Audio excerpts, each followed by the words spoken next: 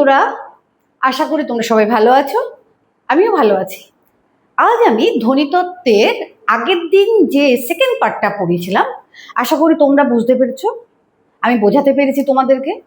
সেই সেকেন্ড পার্টের প্রশ্ন উত্তরগুলো নিয়ে আজকে আমি তোমাদের সামনে এসেছি। এরপরে এই প্রশ্ন উত্তরগুলো করার পর আমরা ভাষার তৃতীয় যে অধ্যায় অর্থাৎ শব্দার্থ তত্ত্বে চলে যাব। তাই চলে এসো, আমরা প্রশ্নগুলো আলোচনা করে নিই।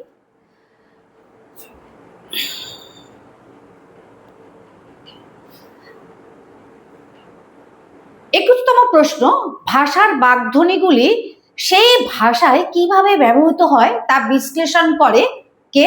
না ধ্বনিতত্ত্ব।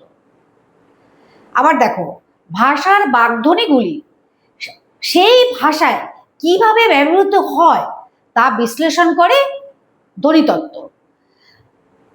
22 নম্বরের প্রশ্ন, প্রতিবেশ বিশেষে কোনো একটি ধ্বনির বিভিন্ন উচ্চারণকে কি বলে? না সহধ্বনি বলে। প্রতিবেশ বিশেষে কোনো একটি ধ্বনির বিভিন্ন উচ্চারণকে বলে সহধ্বনি। ঠিক আছে। আচ্ছা, দুটি ভিন্ন শব্দের মধ্যে উচ্চারণের ন্যূনতম পার্থক্যকে কি বলে? না ন্যূনতম শব্দ জোড়। যেমন জাম জাল, তেল তিল, ঝুল ঝোল। এইগুলো দেখো, এই প্রত্যেকটা শব্দ যে জোড়া জোড়া শব্দ রয়েছে সেগুলোর সাথে দেখো উচ্চারণের সামান্যতম পার্থক্য রয়েছে। জাম জাল দেখো, তেল তিল, ঝুল ঝোল, এই উচ্চারণের ন্যূনতম পার্থক্যকেই বলছে ন্যূনতম শব্দজোড়। ঠিক আছে। নেক্সট কোশ্চেন, বাংলায় দুটি ব্যঞ্জন ধ্বনির সমাবেশে তৈরি গুচ্ছধ্বনির সংখ্যা কত? বাংলায় দুটি ব্যঞ্জন ধ্বনির সমাবেশে গুচ্ছধ্বনির সংখ্যা হলো 200টি। পাশাপাশি অবস্থিত দুটি ব্যঞ্জন ধ্বনির সমাবেশকে কি বলছে? গুচ্ছধ্বনি। আমি বুঝিয়ে দিয়েছিলাম, পাশাপাশি অবস্থিত দুটি ব্যঞ্জন ধ্বনির সমাবেশকে বলা হচ্ছে গুচ্ছধ্বনি। গুচ্ছধ্বনির অবস্থান দেখা যায় কোথায়? না শব্দের মাঝখানে। 27 নম্বর প্রশ্ন আছে, বিভাজ্য ধ্বনির অংশগুলি হলো কি কি? স্বরধ্বনি, ব্যঞ্জন ধ্বনি, সহধ্বনি, ধ্বনিমূল, গুচ্ছধ্বনি এবং যুক্তধ্বনি। 28 নম্বর প্রশ্ন আছে, অবিভাজ্য ধ্বনির অংশগুলি হলো কি? শ্বাসাঘাত, জ্যোতি, দৈর্ঘ্য, সুরতরঙ্গ। নেক্সট প্রশ্ন 29 নম্বরে, 7টি স্বরধ্বনি ও 30টি ব্যঞ্জন ধ্বনির প্রতিটি আসলে এক একটি ধ্বনিমূল। ঠিক আছে। নেক্সট 30 নম্বরের প্রশ্ন, গুচ্ছধ্বনির বৈশিষ্ট্য হলো সেখানে যুক্ত ব্যঞ্জন শব্দের মাঝখানে বসবে। আরো একটা উদাহরণ বৈশিষ্ট্য হলো যুক্তধ্বনিগুলো দলগত সীমা থাকবে। আবার বলছি, গুচ্ছধ্বনির বৈশিষ্ট্য হলো কি? যুক্ত ব্যঞ্জন শব্দের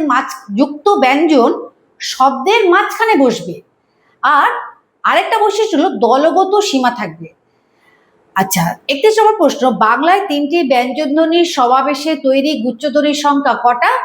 3টি ব্যঞ্জন ধ্বনির সমাবেশে গুচ্ছধ্বনির সংখ্যা হলো 8টি। যেমন দেখো, অস্ত্র, যন্ত্র, অস্ত্র দন্তে শয় তয় রফলা, এই শয় তয় রফলায় কটা ধ্বনি রয়েছে? স, ত আর র।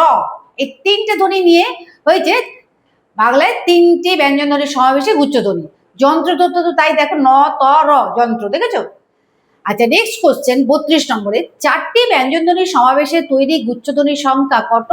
না 1টি। এই সংস্কৃত শব্দটার মধ্যে দেখো কি হচ্ছে, 4টে স্বরধ্বনি মানে ব্যঞ্জন ধ্বনি, যুক্ত ব্যঞ্জন ধ্বনি রয়েছে কিন্তু এখানে। আচ্ছা, 33 নম্বর প্রশ্ন দেখো, যুক্ত ধ্বনিতে দুটি যুক্ত ব্যঞ্জনের অবস্থান হয় শব্দের আদিতে। যেমন ত্রাণের যুক্ত ব্যঞ্জন তয় রফলা, ত আর র, এই দুটো ব্যঞ্জন ধ্বনির সমাবেশে যুক্ত ধ্বনি হয়েছে। ধ্রুব দেখো, ধ ধ্রু ধ্রু, ধ র, ধ র।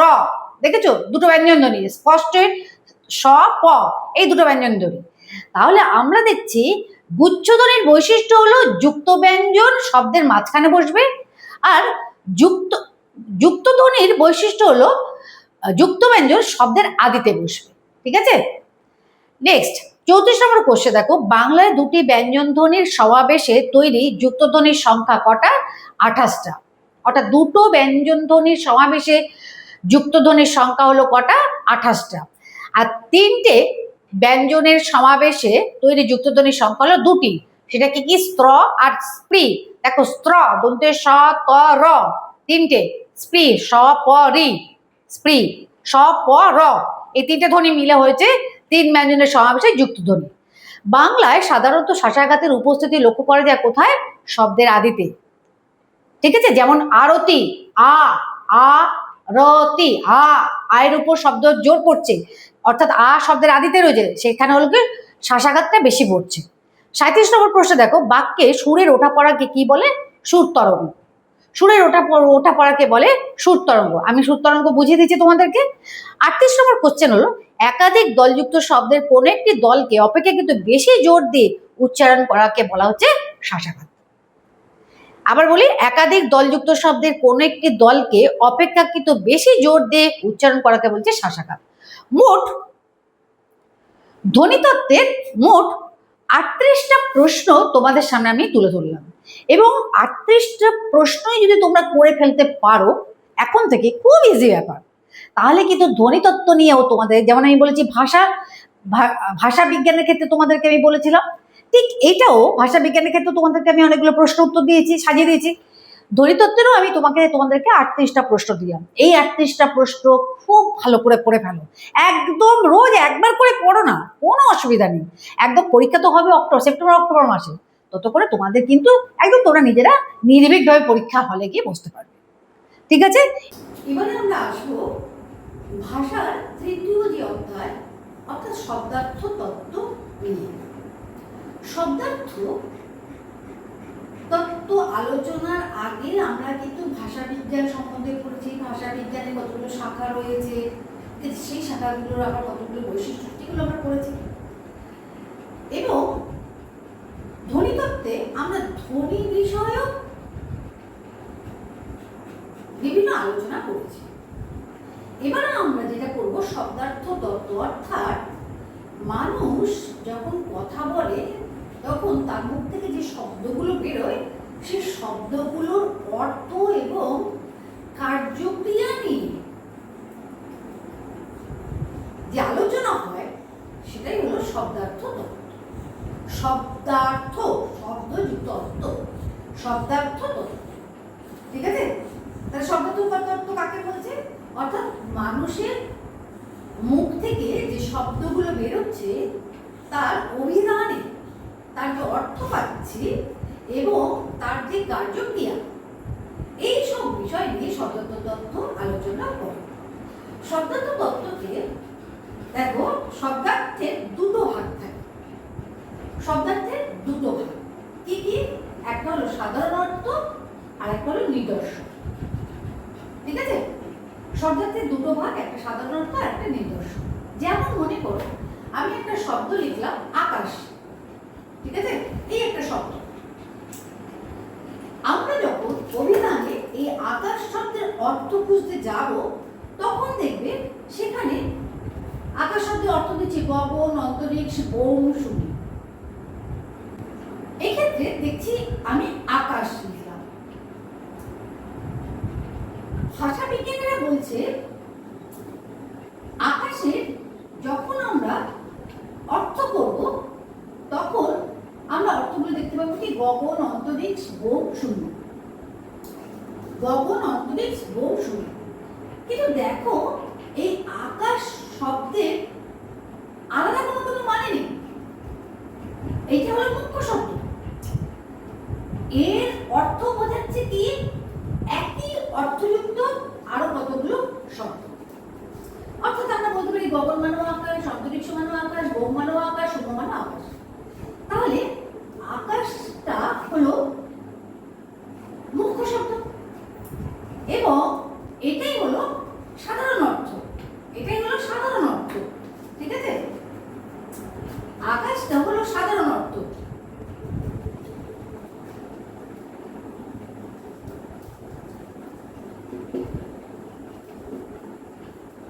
আর আকাশটার মানে বোঝাতে গিয়ে আরো যে সমার্থক শব্দগুলো ব্যবহার করলাম, এগুলো প্রত্যেকে হলো কি নির্দেশক। অর্থাৎ আকাশের অর্থকে নির্দেশ করছে এই শব্দগুলোর দ্বারা, বা বা নির্দেশ করা হচ্ছে এই শব্দগুলোর দ্বারা, তাই এরা হলো নির্দেশক শব্দ। আমরা যদি মনে করো যদি গগনকে নিয়ে যদি গগনকে সাধারণ অর্থ ধরি, তাহলে আকাশকে এদিকে রাখলে গগনটা হয়ে যাবে সাধারণ অর্থ এবং আকাশটা তখন হয়ে যাবে তার নির্দেশক। তাহলে এই মুখ্য শব্দটা হলো কি আকাশ, আর বাকি এর অর্থ বোঝাতে গেলে যে শব্দগুলো সমার্থক শব্দগুলো ব্যবহার করছে সেগুলো হলো নির্দেশক। তাহলে সাধারণ অর্থ এবং এই যে বলছি যে শব্দার্থে দুটো ভাগ করেছে ভাষা বিজ্ঞানীরা, কি কি? একটা হলো সাধারণ অর্থ আর একটা হলো নির্দেশক। তাহলে তোমরা নিশ্চয়ই বলতে পারবে সাধারণ অর্থ কি আর নির্দেশক কি। এইবারে শব্দার্থের বিশ্লেষণ করা হবে। শব্দার্থের বিশ্লেষণ এই তিনটে ভাগে ভাগ করা যায়। কি কি? সমার্থকতা, বিপরীতার্থকতা এবং ব্যাপকার্থকতা। সমার্থকতা শব্দের অর্থ হলো সমান অর্থ যা, ঠিক আছে? যদি আমরা লিখি ঘোড়া, এই শব্দটা সমান অর্থ হয় কি? অশ্ব, ঠিক আছে? অশ্ব, ঘোটক, সবারই সমান অর্থ হলো এই ঘোড়া। ঘোড়ারও যা মানে অশ্বরও তাই মানে ঘোটা তাই। আমরা একটু ছোটবেলায় পড়েছি।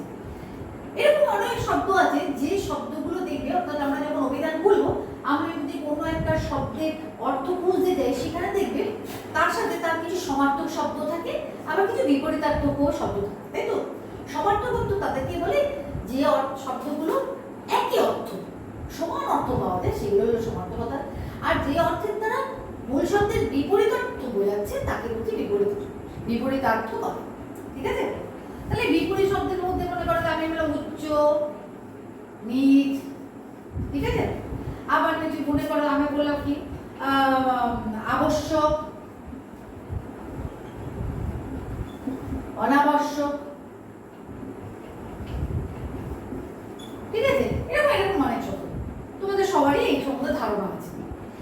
এবং লাস্টে যেটা ব্যাপকার্থকতা, এই সম্বন্ধে তোমাদের কিন্তু কোনো ধারণা নেই। আগের ক্লাসগুলো, পূর্ববর্তী ক্লাসগুলো ব্যাপকার্থকতা অর্থাৎ ব্যাপক অর্থ যেখানে প্রকাশ পাচ্ছে। একটা শব্দের মধ্যে যখন অনেকগুলো শব্দের অর্থ বোঝাচ্ছে তখন তাকে বলছে শব্দের ব্যাপকার্থকতা। যেমন মনে করো আমি বলছি আসবাবপত্র, এই যে আসবাবপত্রটা এটা হলো ব্যাপক অর্থ, অনেকগুলো শব্দের অর্থ দিয়ে হচ্ছে আসবাবপত্র। কি কি? দেখো খাট আমরা যখন বলি তার একটা নিজস্ব অর্থ রয়েছে, আচ্ছা আলমারির নিজস্ব একটা অর্থ রয়েছে, ড্রেসিং টেবিল আলাদা একটা নিজস্ব অর্থ আছে, চেয়ারেরও নিজস্ব একটা অর্থ আছে। এই সব ভিন্ন ভিন্ন অর্থযুক্ত শব্দ যখন ব্যাপক অর্থে ব্যবহৃত হচ্ছে, অর্থাৎ সেটা হলো কি আসবাবপত্র, এটা হলো ব্যাপক অর্থ, আর এইগুলো হলো আলাদা আলাদা অর্থ। তাহলে আলাদা আলাদা অর্থযুক্ত শব্দ যখন একত্রিত হয়ে ব্যাপক অর্থে সেটা ব্যবহৃত হচ্ছে তখন সেটাকে বলছে ব্যাপকার্থকতা। যেমন মাছ, আচ্ছা এবার ধরুন পাখি, যদি আমরা বলি আমরা পাখিতে বলি কি চড়ুই, কাক, বক, টিয়া, বুঝতে পারলে? পাখি হলো ব্যাপক অর্থে ব্যবহার হচ্ছে রং, লাল, নীল, সবুজ, হলুদ, কত কিছু হয়, লাল, নীল, সবুজ, হলুদ ইত্যাদি, তাই তো? এবার আমরা আসবো প্রয়োগ তত্ত্ব বিষয়। প্রয়োগ তত্ত্ব কাকে বলছে? ভাষার ক্ষেত্রে প্রয়োগ তত্ত্ব অর্থাৎ বিভিন্ন ক্ষেত্রে ভাষার ব্যবহার ভাষার অর্থের উপর যে প্রভাব ফেলে তাকে বলছে প্রয়োগ তত্ত্ব। বিষয়টা বুঝতে গেলে আমি একটা উদাহরণ দিচ্ছি। দেখো কথাটা তোমায় বলছি না, তোমায় বলছি, এই তোমায় শব্দটা দুবার ব্যবহার হচ্ছে, কিন্তু এই দুটো তোমাকে তোমায় দুটো ব্যবহারের মধ্যে দিয়ে দুজন ব্যক্তিকে বোঝাচ্ছে, কিন্তু বুঝতে পারছি না ঠিক কাকে বোঝাচ্ছে। তাহলে দেখো বলছে এই যে ভাষাটা, এই যে আমি লিখলাম, এই লেখার ওপর ভাষার অর্থের ওপর ভাষা ব্যবহার প্রভাব ফেলছে। অর্থাৎ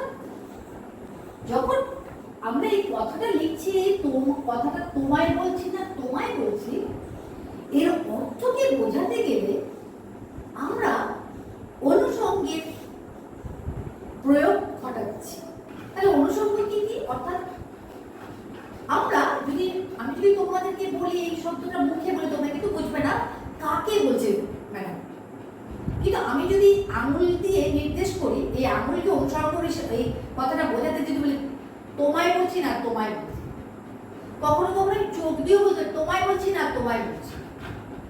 তাই প্রয়োগ তত্ত্বে অনুষঙ্গের ভাষার অর্থ বোঝাতে গিয়ে অনুষঙ্গের ব্যবহার করা হয়।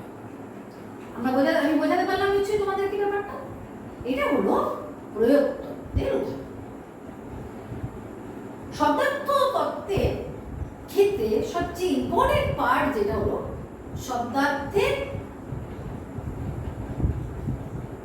শব্দার্থ পরিবর্তনের ধারা বা শব্দার্থের পরিবর্তনের ধারা।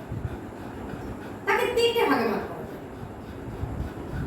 শব্দার্থের প্রসার, শব্দার্থের সংকোচ, শব্দার্থের রূপান্তর। দেখো, আমরা ভাষা বিজ্ঞান যখন পড়েছি তখন আমি প্রথমেই বলেছিলাম যে ভাষা হলো অন্যান্য বিজ্ঞানের মতন গতিশীল, সময়ের সাথে সাথে ভাষার পরিবর্তন ঘটে। তাহলে ভাষার যদি পরিবর্তন ঘটে তাহলে ভাষার অন্তর্গত শব্দের কেন পরিবর্তন করবে না? শব্দের অর্থের কেন পরিবর্তন করবে না? নিশ্চয়ই পরিবর্তন করবে। এক্ষেত্রে আমরা দেখব যে শব্দার্থের যে তিনটে ধারা, অর্থাৎ শব্দার্থের পরিবর্তন, প্রসার, শব্দার্থের সংকোচ, শব্দার্থের রূপান্তর। শব্দার্থের প্রসার কাকে বলছে?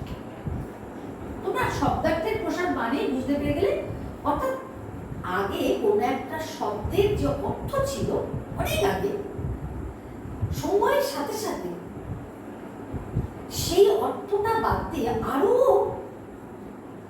কোনো অর্থ, আরো কিছু অর্থযুক্ত শব্দকে যখন বোঝায় তখন সেটা হলো শব্দার্থের প্রসার ঘটানো।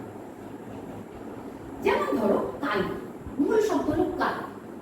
কালিটা আগের অর্থ ছিল কালো রঙের তরল বস্তু, কিন্তু এখন আমরা কালি বলতে কি শুধু কি কালো রঙের তরল বস্তুকে বলি না? আমরা বলি না এই বাজারে যাচ্ছ নীল রঙের কালিটা আমার জন্য নীল কালি নিয়ে আসবে তো, একটা সবুজ কালি, হলুদ কালি। তো কালি বলতে এখন আর কেবলমাত্র কালো রঙকে বোঝাচ্ছে না, কালি বলতে যে কোনো রঙকে বোঝাচ্ছে। তারপরে দেখো কালি শব্দের অর্থ কি হচ্ছে? প্রসার করছে, একটা থেকে আরো অনেকগুলো শব্দকে বোঝাচ্ছে, শব্দকে বোঝাচ্ছে। তাই একে বলছে শব্দার্থের প্রসার। আরো কতগুলো উদাহরণ দেখো। গাং, গাং শব্দ দিয়ে আগে গঙ্গা নদীকে খালি বোঝাতো, কিন্তু এখন যে কোনো নদীকে বোঝায়। তাহলে শুধুমাত্র গঙ্গাকে বোঝাতো, এখন সেটা প্রসারিত, শব্দের অর্থ প্রসারিত হয়ে গেল অনেক যে কোনো নদী। হুগলিও গঙ্গা নদী, গঙ্গাও গঙ্গা, তাই না? কুমোর, কুমোর শব্দের অর্থ হলো কুম্ভকার, অর্থাৎ কুম্ভ মানে কলসি। আগেকার দিনে যারা মাটির কলসি বানাতো তাদেরকে কুমোর বলা। কিন্তু সময়ের পরিবর্তনের সাথে সাথে কুমোররা কি করছে? আরো আরো অনেক রকম মাটির জিনিস বানাচ্ছে, হাড়ি, থালা, বাটি, গ্লাস, অনেক কিছু বানাচ্ছে। তাহলে দেখো এই কুমোর শব্দটার আগের অর্থ আরো বেশিভাবে প্রসারিত হল। বর্ষা, আগে অর্থ ছিল কেবলমাত্র বর্ষাকাল, এখন বর্ষা শব্দকে বর্ষা অর্থে ব্যবহার করা, অর্থাৎ সারা বছর।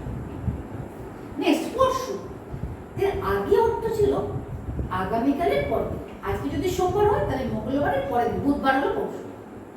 কিন্তু বর্তমানে এই পরশু দিয়ে গত পরশুকেও বোঝায়, অর্থাৎ আজকে যদি সোমবার হয় তাহলে গতকাল ছিল রোববার, তার আগের বারটাকে বলছে গত পরশু, অর্থাৎ শনিবার। মানে আগের, আগামীকালের পরের দিকটাও বোঝাচ্ছে, আবার গতকালের আগের দিকটাকেও বোঝাচ্ছে পরশু। এইভাবে আমরা দেখলাম শব্দার্থের কিভাবে প্রসার। এবার আমরা আসবো শব্দার্থের সংকোচ। আগে ছিল শব্দার্থের প্রসার, সংকোচ হলো তার বিপরীত। প্রসার ছিল আগে এক অর্থে ব্যবহার হতো, পরে ব্যাপক অর্থে ব্যবহার হচ্ছে। সংকোচ হচ্ছে আগে ব্যাপক অর্থে ব্যবহার হতো, এখন ক্ষুদ্র অর্থে ব্যবহার হচ্ছে। একে বলছে সংকোচ। যেমন অন্ন, এর আগে অর্থ ছিল যে কোনো খাদ্য, যা কিছু খাওয়ার জিনিসকে অন্ন, কিন্তু এখন অন্ন বলতে আমরা ভাতকে বুঝি। তাহলে ব্যাপক অর্থ থেকে একটি মাত্র অর্থ আসলে ভাত। এটা হলো শব্দার্থের সংকোচ বা সংকোচন করা। মৃগজ, শব্দের আদি অর্থ ছিল বন্যজন্তু, কিন্তু এখন তার অর্থ হয়েছে শাখা মৃগ, অর্থাৎ শাখা মানে গাছের ডালে ডালে যারা ঘুরে বেড়ায়, অর্থাৎ বানর বা হনুমান জাতি। মনীষ শব্দের আদি অর্থ ছিল মানুষ, অর্থাৎ মানুষ জাতিটাকে বোঝায়। এখন মনীষ বলতে বোঝায় যারা খেটে খায়, অর্থাৎ তাদেরকে, অর্থাৎ মজুরগিরি করে যারা, তাদেরকেই বলা হচ্ছে মনীষ। তাহলে মানুষ ব্যাপক অর্থ, আর মজুর মানে একটা বিশেষ একটা শ্রেণীকে বোঝাচ্ছে, তাই এটা সংকোচ হচ্ছে, শব্দের অর্থ সংকোচ। প্রদীপ শব্দের আগে অর্থ ছিল আলো বা দ্বীপ, যে কোনো আলো বা দ্বীপ, কিন্তু এখন প্রদীপ বলতে আমরা বুঝি কি মাটির এক ধরনের পাত্র যার মধ্যে তেল রেখে তুলো দিয়ে বা সুতো দিয়ে আগুন ঠাকুরের সামনে বা ঘরে আগানো, তাতে যদি আগুন লাগানো হয় সেটা বলে প্রদীপ। তাহলে আগে সব আলো বোঝাতো, এখন কেবলমাত্র বিশেষ পাত্রে রাখা দ্বীপকে বোঝাচ্ছে। মৃগয়া শব্দের আগে অর্থ ছিল বন্য প্রাণী শিকার, এখন হচ্ছে হরিণ। এইগুলো হলো শব্দার্থের সংকোচ উদাহরণ। নেক্সট আমরা আসছি শব্দার্থের রূপান্তর, অর্থাৎ শব্দার্থের রূপান্তর বাদ হচ্ছে শব্দের আগে যে অর্থ ছিল এখন সেই অর্থটা সম্পূর্ণ পাল্টে গেল, তার ধারে কাছেই নেই, অর্থের বিবর্তন ঘটল, পরিবর্তন ঘটল। কিরকম পরিবর্তন? অর্থাৎ রূপান্তর, এক রূপ থেকে শব্দের অর্থ আরেক রূপে, তাকে বলছে রূপান্তর। যেমন গোষ্ঠী শব্দের আগে অর্থ ছিল গবাদি পশু থাকার জায়গা, এখন গোষ্ঠী বলতে আমরা কি বলি? দল বা সমূহ, তাই না? সহসা শব্দের আগে অর্থ ছিল সবলে, অর্থাৎ বলের সহিত, শক্তি। এখন তার অর্থ সম্পূর্ণ রূপান্তরিত হয়ে গেল অকস্মাৎ বা হঠাৎ। সবলে বলতে, সহসা বলতে হঠাৎ, আগে অর্থ ছিল সবলে। দুটো অর্থের মধ্যে কোনো মিল নেই, সম্পূর্ণ ভিন্ন অর্থ। দারুণ শব্দটা আগে অর্থ ছিল দারু বা কাঠ বিশিষ্ট, এখন সেই দারু শব্দটা অত্যন্ত অর্থে ব্যবহার হচ্ছে, ঠিক আছে? কলম শব্দটা আগে অর্থ ছিল স্বর বা খাগ, তোমরা পড়েছো না কালি কলম মন, ক্লাস 10-এ পড়েছো না, যেটা একটা প্রবন্ধ ছিল, সেই প্রবন্ধ রয়েছে না খাগের কলম, লেখক আগে ছোটবেলায় খাগের কলম দিয়ে লিখতো। তাহলে এটা এখন কলম বলতে লেখক, যা আমরা লিখি। গবেষণা শব্দের কি যদি আমরা ভাবি পাই, গবেষণা, গো যুক্ত এসনা, গো মানে গরু, এসনা মানে খোঁজা। গবেষণা শব্দের আগে অর্থ হলো গরু খোঁজা, কিন্তু এখন তার অর্থ হলো কোনো একটি বিশেষ বিষয়ে বিজ্ঞানসম্মত বিশ্লেষণ, তাকে বলছে গবেষণা। ঠিক আছে? তাহলে আমরা শব্দার্থের 3টে পরিবর্তন দেখলাম। এরপরে আমরা পাবো শব্দার্থের উৎকর্ষ এবং অপকর্ষ, অর্থাৎ শব্দের আগে যা অর্থ ছিল তার চেয়ে উন্নত মানের অর্থকে বোঝাচ্ছে, সেটা হলো শব্দার্থের উৎকর্ষ। আগে যে শব্দের অর্থ ছিল তার চেয়ে নিম্নমানের অর্থকে যদি বোঝায় তাকে বলছে শব্দার্থের অপকর্ষ। দেখো, শব্দার্থের উৎকর্ষের উদাহরণ হলো সম্ভ্রান্ত এবং নন্দিনী। সম্ভ্রান্ত শব্দের আদি অর্থ ছিল সম্যক ভ্রান্ত, মানে সম্পূর্ণ ভুল। তাহলে সম্ভ্রান্ত শব্দের আদি অর্থ ছিল সম্পূর্ণ ভুল, কিন্তু বর্তমানে আমরা সম্ভ্রান্ত কাকে বলি? সম্ভ্রান্ত পরিবার, সম্ভ্রান্ত ব্যক্তি, অর্থাৎ মর্যাদা সম্পন্ন, যাদের মান মর্যাদা বেশি সমাজে, তাদেরকে আমরা বলি সম্পন্ন ব্যক্তি, তাই না? সে আর্থিক দিক থেকে হোক বা শিক্ষাগত দিক থেকেই হোক। তাহলে দেখো, একটা ছিল সম্যক ভ্রান্ত, সম্পূর্ণটাই ভুল।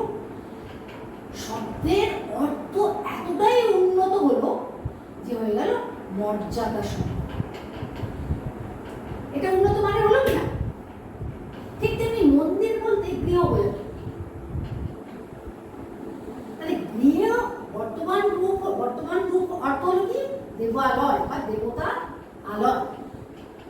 অর্থাৎ শব্দটা গৃহ থেকে দেবালয়, এতটাই দেবালয় মানে অনেক উচ্চ মানের জায়গা, যেটা অনেক উচ্চ মানের অর্থ বোঝাচ্ছে এখানে দেবতার আলয়। তাহলে অর্থাৎ এখানে শব্দের উৎকর্ষ হচ্ছে, অর্থাৎ উন্নতি হচ্ছে।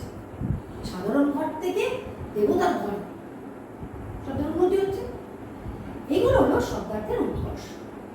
শব্দার্থের অপকর্ষ অর্থাৎ শব্দের আদি অর্থ যেটা থাকবে সেই অর্থের থেকে আরো নিম্নমানের অর্থ যদি বোঝায় তবে সেটা হলো কি শব্দার্থের অপকর্ষ। যেমন মহাজন শব্দের আদি অর্থ হলো ধার্মিক ব্যক্তি। মহাজন শব্দের ধার্মিক অর্থ আদি অর্থ হলো ধার্মিক ব্যক্তি, কিন্তু বর্তমানে মহাজন কথা আমরা তাদেরকে বলি যারা ধার দেয়, সুদে টাকা ধার দেয়, ঋণ দাদা। তাহলে কি শব্দের অর্থটা অর্থের নিম্নমানের হয়ে গেল নাকি? ঠিক তেমনি ইতর বলতে আগে হচ্ছিল অন্য, এখন ইতর বলতে একদম নিজ দেখি। তাহলে বুঝতে পারছি শব্দের উৎকর্ষ এবং অপকর্ষ। আরো একটা শব্দার্থ তত্ত্বের মধ্যে বিষয় রয়েছে, সেটা হলো থিসরাস। থিসরাস শব্দের অর্থ হলো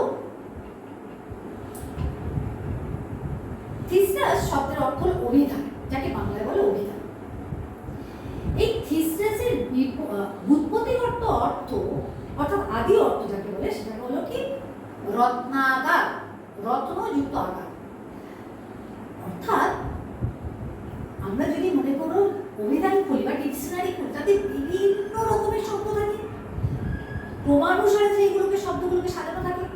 সেই শব্দের সমার্থক শব্দ থাকে, সেই শব্দের বিপরীতার্থক শব্দ থাকে, বিভিন্ন রকম শব্দ থাকে, তাই না?